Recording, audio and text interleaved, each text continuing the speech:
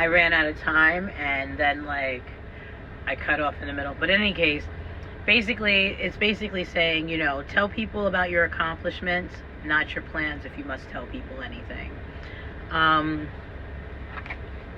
can't believe some guy just like tried to jiggle the door. I didn't realize somebody was in here. Anyway, we got it again. We got the gazelle again. Ugh. You know what it is? It's not that I don't want the same card. I don't remember until I know it's the second to last card of the Pluto deck. Let's see. But I like better when we get different stuff. Oh yeah, so here we go. So this is an energy, as we spoke, of keeping your boundaries, keeping your standards, not entertaining things or participating or doing things. That's that rigid energy, that hyper focus that we talked about in part 1 and 2. And it says gazelle, separation, walking away, endings. And one of my favorite things that I see online often always says, you are more defined and embodied, or more defined by who you are and what you won't do, more than what you're willing to do, or something like that. But you get the point of like your self-discipline, your self-control, and your quality and standards, the quality of your standards set, and the tone you set when you set boundaries with people, and you let people know, on what hills you're willing to die on and what you won't entertain or participate, really shapes the quality of your life experience, or your experience, like not your life experience, like what you gather, but like your life's, like, the experience you have at work, the experience you have, in social settings and things like that. Anyway, separation, walking away, endings. The arrival of this card may not be a welcome sight, my friend, but its meaning cannot afford to be missed. Whenever gazelle energy is present, it's time to walk, or maybe even run away, be it from a belief, a situation, or possibly even a person. There is nothing good here for you anymore.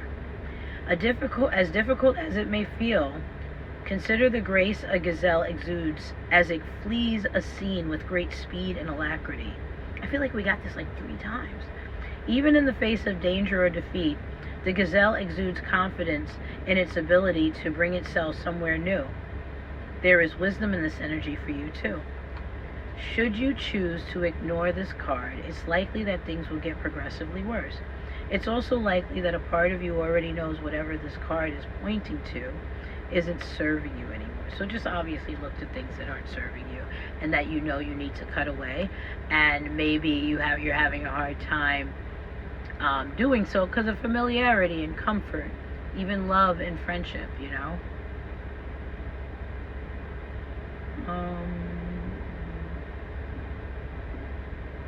Release fear. Recognize that the universe is quite fond of a vacuum. As soon as the space this situation is taking up is cleared out, something bigger and better will come and take its place. Further reflection. If change is something you resist, or maybe even downright fear, now would be an excellent time to explore why. Often this fear is linked to one's definition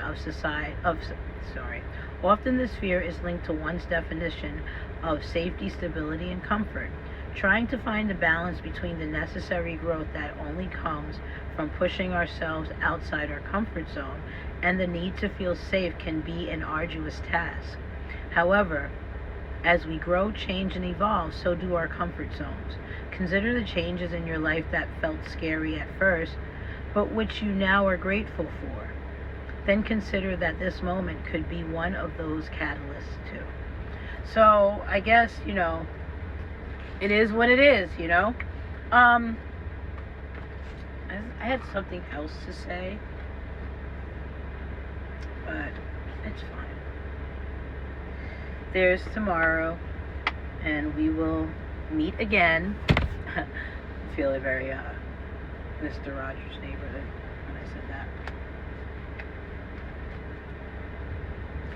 I feel like sometimes I feel, I don't know, does anybody here sing?